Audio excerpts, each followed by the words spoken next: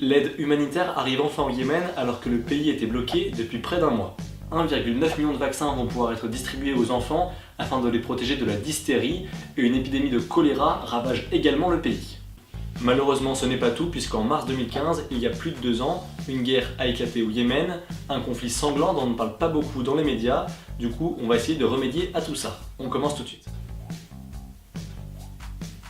Cela fait donc 2 ans et demi que la coalition arabe menée par l'Arabie Saoudite et fidèle au régime en place au Yémen combat les rebelles Houthis qui eux sont supportés par l'ancien président du pays. Le Haut Commissariat de l'ONU a demandé une enquête internationale puisque selon ces chiffres, il y a eu plus de 10 000 morts depuis le début de la guerre, dont une moitié de civils. Il y a eu également 48 000 blessés et 2,5 millions de personnes qui ont été déplacées à cause de ce conflit. Plus de 55% des centres de santé ont été détruits, les fonctionnaires ne touchent plus de salaire et il reste peu de personnes à avoir assez d'argent pour continuer à se nourrir. Il y a quand même 17 millions d'habitants qui souffrent de malnutrition, c'est plus de la moitié du pays, et 2 millions d'enfants souffrent de malnutrition aiguë. Et si ce terrible conflit n'était pas suffisant, le Yémen connaît également une terrible épidémie de choléra. 540 000 personnes ont été touchées par la maladie, il y a 5 000 nouveaux cas par jour, et 2 000 personnes en sont mortes depuis fin avril. Avec beaucoup de pluie et de l'eau qui stagne, les déchets qui traînent par terre et le manque d'accès à l'eau potable, la maladie a les conditions favorables pour se propager. Sachant qu'aussi plus de 15 millions de personnes n'ont pas accès aux soins de base pour tenter de se soigner.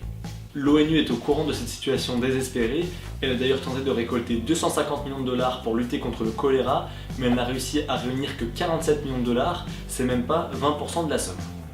Elle a également servi de médiateur pour trouver une sortie à ce conflit, mais aucun accord de cessez-le-feu n'a pu être trouvé.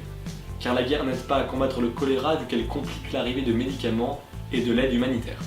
Sachant qu'on connaît cette terrible situation, pourquoi ne parle-t-on pas du Yémen alors que par exemple on parle de la guerre qu'il y a en Syrie? Peut-être, et je dis bien peut-être, parce que l'Arabie Saoudite pilote la coalition et que l'Arabie Saoudite c'est quand même le deuxième plus gros importateur d'armes dans le monde et qui achète 75% des armes produites en France. Il a d'ailleurs été révélé que la coalition utilise des armes à sous-munitions qui dispersent des bombes qui n'explosent pas tout de suite et qui deviennent ainsi des mines qui peuvent toucher des civils. Et les enfants ont été particulièrement touchés. En 2016, 349 ont été tués par des frappes aériennes de la coalition arabe, c'est plus de 50% d'augmentation par rapport à 2015, et 333 autres ont été blessés.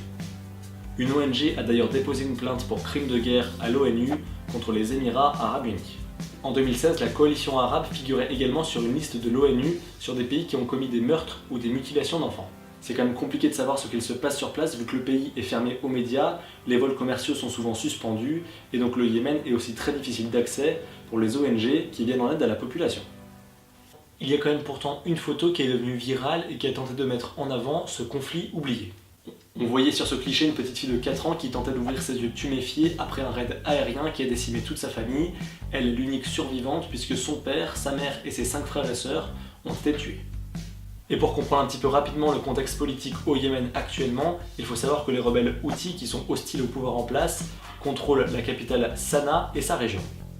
L'ancien président du Yémen a été destitué en 2011 à la suite du printemps arabe, mais il s'est allié depuis aux rebelles alors qu'il les combattait par le passé pour s'opposer au pouvoir en place. Le nouveau président a été élu en 2012, mais il a été forcé de démissionner en 2015 et il est parti se réfugier en Arabie Saoudite, vu que les rebelles ont réussi à prendre possession du palais présidentiel.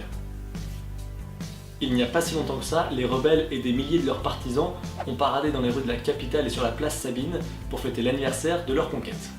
Début novembre, ils ont aussi tiré un missile qui a été intercepté au-dessus de l'aéroport de Riyad, la capitale de l'Arabie Saoudite.